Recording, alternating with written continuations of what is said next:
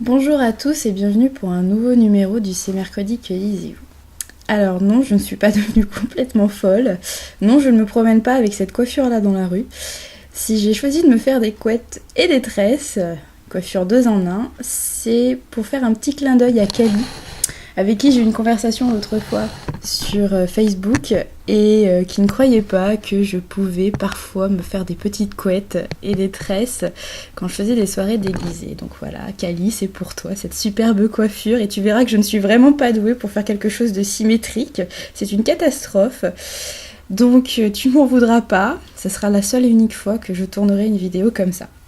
J'ai l'impression d'avoir à nouveau 10 ans, ou de jouer à Fifi Brin d'Acier, ou je sais pas, de sortir tout droit d'un manga, j'en sais rien. Mais c'est assez particulier. Alors, pour revenir aux choses sérieuses. La semaine dernière, je vous annonçais que j'aurais peu de temps pour lire et pour avancer dans mes chroniques. Ça s'est vu, le blog a été un petit peu à l'abandon la semaine dernière et ça m'a manqué. J'ai eu une semaine très chargée et des rares fois où j'ai eu le temps de lire, j'ouvrais le livre et 5 minutes plus tard je dormais. Donc ça n'a pas été une semaine super productive niveau lecture. Donc je vais essayer de me rattraper cette semaine pour avoir plein de choses à vous présenter la semaine prochaine. En tout cas j'espère. J'ai quand même réussi à lire un livre en entier. Un peu de plus, je n'y arrivais pas puisque j'ai terminé en début d'après-midi juste pour pouvoir tourner la vidéo et pouvoir vous présenter quelque chose de fini. Mais j'ai quand même réussi à lire ce pavé la semaine dernière qui fait 564 pages si je ne me trompe pas. Oui, c'est ça, 564 pages. Alors c'est quoi ? C'est le premier tome des Larmes rouges de Georgia Caldera. C'est une histoire de vampire. Et est-ce que ça m'a plu ? Oui, ça m'a plu, mais contrairement à beaucoup d'autres lecteurs et lectrices, ce n'est pas un coup de cœur. Alors pourquoi c'est pas un coup de cœur ? Eh bien parce que j'ai trouvé qu'il y avait quelques longueurs, surtout au début, pas mal de passages assez répétitifs. Donc pour vous expliquer ça, je vais vous raconter un peu ce qui se passe dans cette histoire. On suit Cornelia, et non Cordelia, mais bon... Je l'ai appelée Cordelia tout le long, mais c'est parce que j'ai grandi avec Buffy, donc Cornelia, je ne pouvais pas. Pour moi, c'était Cordelia, mais c'est bien Cornelia. Ensuite, donc Cornelia, qui a 19 ans, et qui, après une tentative de suicide, entend des voix et commence à faire des rêves étranges. Et en fait, on se rend compte, au fil des pages, que ces rêves, ce ne sont pas des rêves tout simples, ce sont en fait des souvenirs d'une vie antérieure, de son passé. Alors en fait, pourquoi c'est répétitif ? C'est que à chaque fois qu'elle fait un rêve, le lendemain, elle va faire un tour du côté du château de Henri. Donc Henri, je vous le présente rapidement, c'est le héros, enfin en tout cas le personnage principal masculin du livre. C'est un vampire, je vous apprends pas grand chose, je vous promets c'est pas un spoiler, on le comprend très vite. Et donc elle fait son rêve, elle a plein de questions, donc elle va voir Henri le lendemain, et Henri lui dit « D'accord, je réponds à une de tes questions, à condition que tu manges quelque chose. » Parce que Cornelia n'est pas en très bonne santé. Et donc le vampire veut lui rendre un petit peu des couleurs, un petit peu de poids aussi, et donc il la fait manger, et le contrat c'est « Je répondrai à une de tes questions si tu manges un repas complet. » Voilà, c'est un peu particulier, mais c'est comme ça. Et donc, plusieurs jours de suite, Cornelia fait un rêve, enfin, se souvient de son passé, donc elle a plein de questions en tête. Le lendemain, elle va voir Henri, elle mange, et en échange, elle a une réponse à sa question. Voilà. Et donc, j'ai trouvé ça un petit peu répétitif. C'est pas inintéressant, bien au contraire, mais disons que le rythme s'en trouve un petit peu ralenti, et... ouais, le rythme est un petit peu ralenti, et c'est tout ce que je peux dire, je ne sais pas quoi dire de plus. Voilà, la deuxième chose qui m'a un petit peu chagrinée et qui m'a empêché d'avoir un coup de cœur pour cette histoire, c'est le comportement de Cornelia, l'héroïne. Je l'ai bien appréciée, en règle générale, mais j'ai trouvé que parfois elle avait des réactions super bizarres. Disons que pendant un bon moment, elle va être d'un avis très tranché, et ensuite, elle change complètement d'avis. Enfin, je sais pas comment vous expliquer ça et je peux pas trop vous en dire puisque ça se passe dans la deuxième partie, voire vraiment à la fin du livre. Donc ça serait vous spoiler que de vous donner plus de détails. Mais elle fait un peu girouette et je trouve que c'est pas très vraisemblable comme comportement et ça m'a un petit peu chagrinée parfois. Voilà, mais dans l'ensemble, je l'ai bien aimé. Côté personnage, par contre, j'ai adoré Henri, le vampire, que j'ai trouvé super bien traité. J'ai adoré son caractère, son comportement, ses réactions, tout m'a plu. J'ai trouvé ça vraisemblable, entre guillemets, si on peut dire qu'un vampire c'est quelque chose de vraisemblable et qui peut avoir des réactions vraisemblables.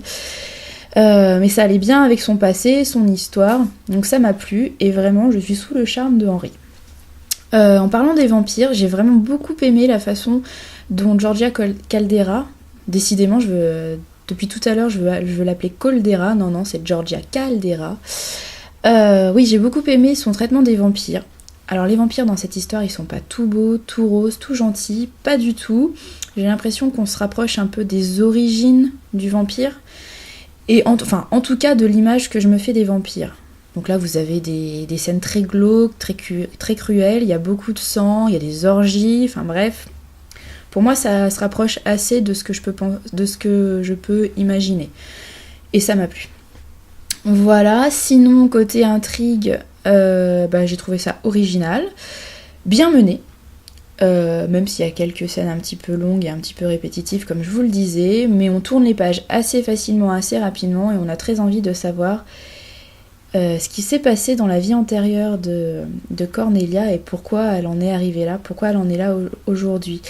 Et en fait, pour compléter mes propos, parce que je vous ai pas raconté ce qui se passe, enfin je vous ai pas raconté l'intrigue générale, Cornelia, elle est particulière, donc je vous dis pas pourquoi, puisque ça serait vous spoiler et je veux pas, mais elle est poursuivie par un grand méchant, et en fait, Henri est là pour la protéger, et on se rend compte que dans sa vie antérieure, c'était déjà le cas. Et donc il s'est passé quelque chose dans sa vie antérieure, et voilà, je vous en dis pas plus, mais franchement, pendant les 500 pages, on a envie de savoir comment s'est terminée sa vie antérieure, pourquoi elle en est arrivée là, pourquoi elle est comme ça dans le présent de narration.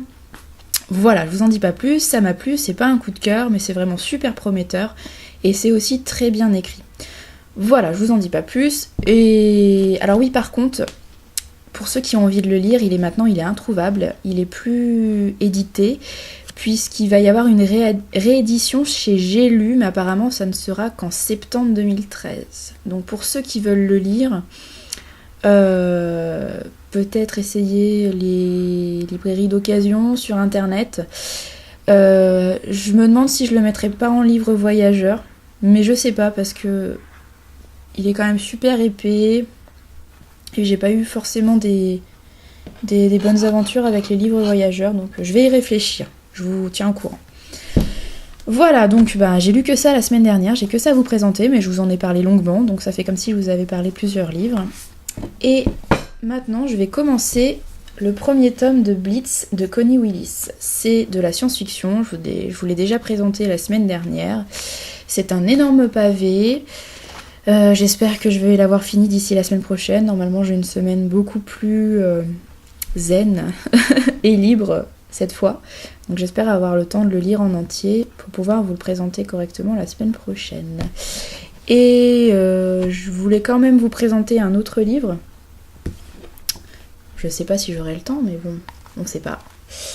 C'est le premier tome, oh là là, la lumière est mauvaise, de Orianor, de Jean Avril. Voilà, donc c'est tout petit, c'est de la fantaisie, et je me dis qu'après 2 gros pavés, je vais avoir envie de quelque chose d'assez fin. Ça fait une centaine de pages. Ouais, 113. Donc je pense que ça sera vite lu. J'en ai lu des bons avis. J'ai vu des choses un peu plus mitigées. Donc je vais faire mon avis assez rapidement. Voilà, c'est tout ce que je vous présente cette semaine. Et j'espère que la semaine prochaine, j'aurai plus de choses à vous dire. Je voulais juste terminer cette vidéo en vous disant que au mois de janvier, le 15 littéraire mettra en avant les éditions du Chat Noir. Donc les éditions du Chat Noir, c'est par exemple ce livre-là. C'est aussi Fille des Quatre que j'ai lu il n'y a pas très longtemps. Qu'est-ce que vous avez d'autre ? Vous avez Saison païenne que j'ai dans ma palle. L'Aube de la guerrière que j'ai aussi dans ma palle et que j'ai envie de lire très vite. Alors pourquoi je vous dis ça ? Je vous gâche un petit peu la surprise cette fois-ci, mais en fait je vais avoir besoin de vous. Si ça vous intéresse, vous allez pouvoir poser vos questions aux auteurs des éditions du Chat Noir, toutes les questions que vous voulez, et en fait, le jour du 15 littéraire, donc le 15 janvier, les auteurs répondront à vos questions. Voilà. Alors je ne sais pas exactement encore quels auteurs vous allez pouvoir questionner, donc pour le moment je vous en parle assez vaguement. Je vais me renseigner auprès de l'édition pour savoir à qui vous pouvez poser vos questions. Je vous tiens au courant très rapidement. Je pense que on est le 21, je vais lancer ça vraiment dans 2 ou 3 jours maximum pour que vous ayez le temps de poser vos questions et surtout pour que les auteurs aient le temps d'y répondre de façon assez détaillée pour le 15 janvier. Voilà. Donc je vous invite à revenir dans quelques jours sur le blog, je ferai une annonce ou sur la page Facebook ou en vidéo la semaine prochaine, je rappellerai, pour savoir à quels auteurs, je pense au pluriel, vous pourrez poser vos questions. Voilà, je vous souhaite une bonne semaine, de belles lectures, j'espère que les miennes seront nombreuses et intéressantes, et je vous dis à mercredi prochain.